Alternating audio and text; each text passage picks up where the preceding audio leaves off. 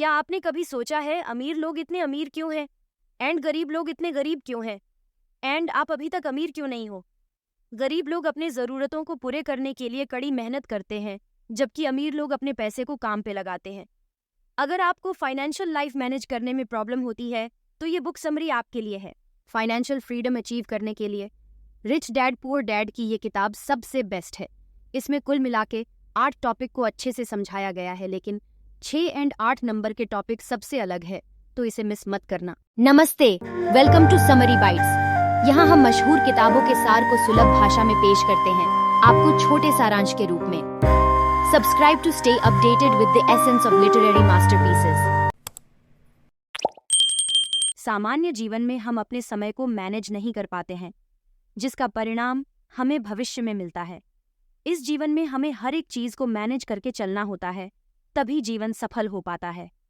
यदि हम समय को न मैनेज करें तो हमारा काफी समय व्यर्थ जाता है, और जिसका परिणाम हमें भविष्य के दिनों में देखने को मिलता है। उसी प्रकार यदि हम पैसे का मैनेजमेंट न करें तो हमें काफी समस्याओं का सामना करना पड़ सकता है।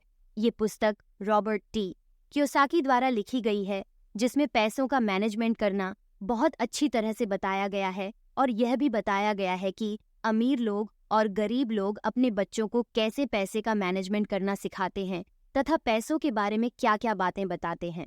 दुनिया में हर व्यक्ति अमीर बनना चाहता है।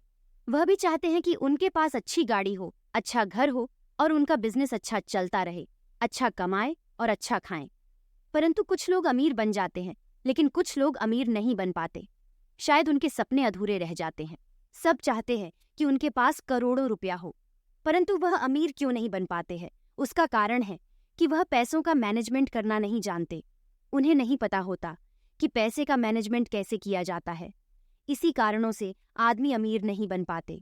जो अमीर लोग होते हैं उनको पैसों के मैनेजमेंट के बारे में अच्छा सा ज्ञान होता है। वह पैसों का मैनेज करना अच्छी तरह से जानते हैं, और वह उस पैसों को अच्छी जगह इन्वेस्ट करते हैं जहां से उनका लाभ हो। इसलिए अमीर और भी अमीर बनते जाते हैं।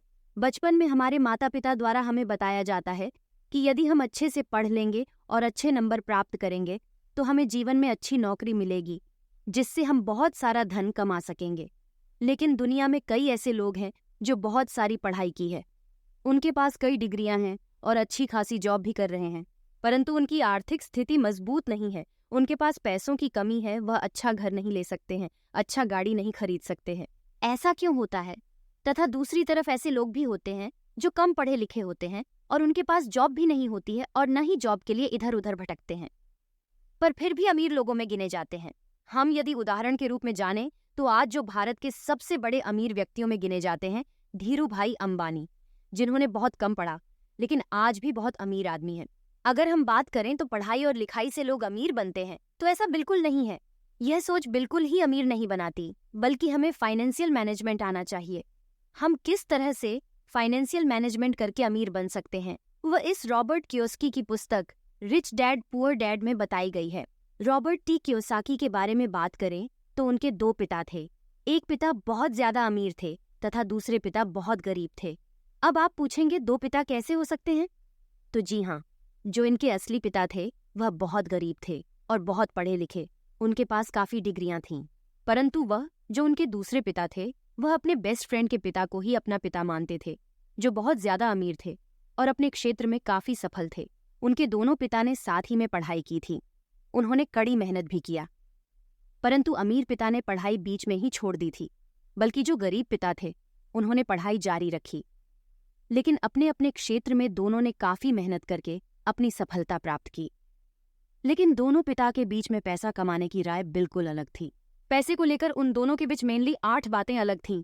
आइए एक एक करके जानते हैं दोनों पिता के बीच पैसों के मामले में क्या राय थी। नंबर 1, सकारात्मक सोच। रॉबर्ट टी कियोसाकी के पहले गरीब पिता रॉबर्ट को समझाते थे कि कोई भी वस्तु या कोई भी ऐसी चीज नहीं खरीद सकता, उसके अंदर ऐसी काबिलियत नहीं है। परंतु दूसरे पिता उसी से कहते हैं, यदि तुम कोई वस्तु नहीं खरीद सकते तो उसका कारण ढूंढो कि कैसे नहीं खरीद सकते। यदि तुम्हें वह प्राप्त करनी है तो उसे कैसे खरीद सकते हो, इन प्रश्नों को ढूंढो।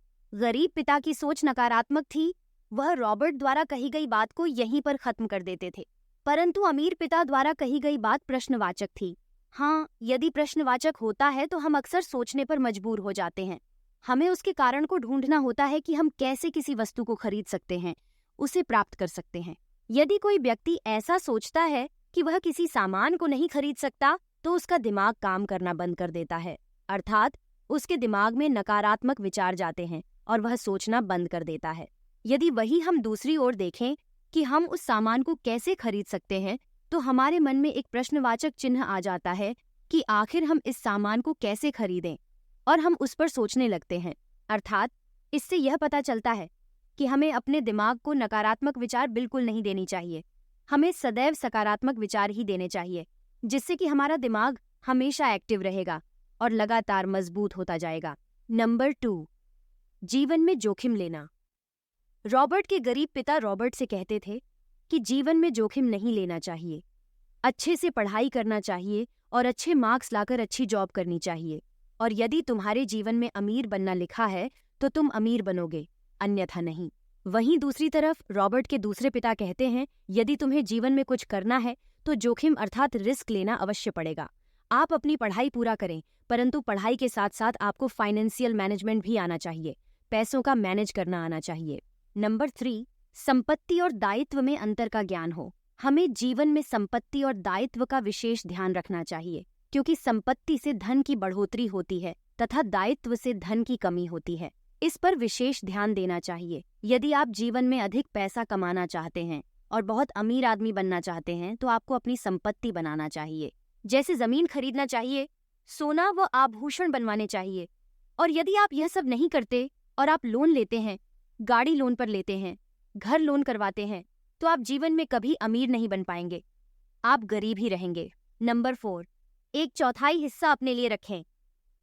रॉबर्ट के दूसरे पिता कहते हैं कि यदि तुम काम करते हो तो तुम्हें उसका 1/4 हिस्सा अपने लिए रखना चाहिए, जिससे कि तुम्हारी आय प्राप्त हो सके।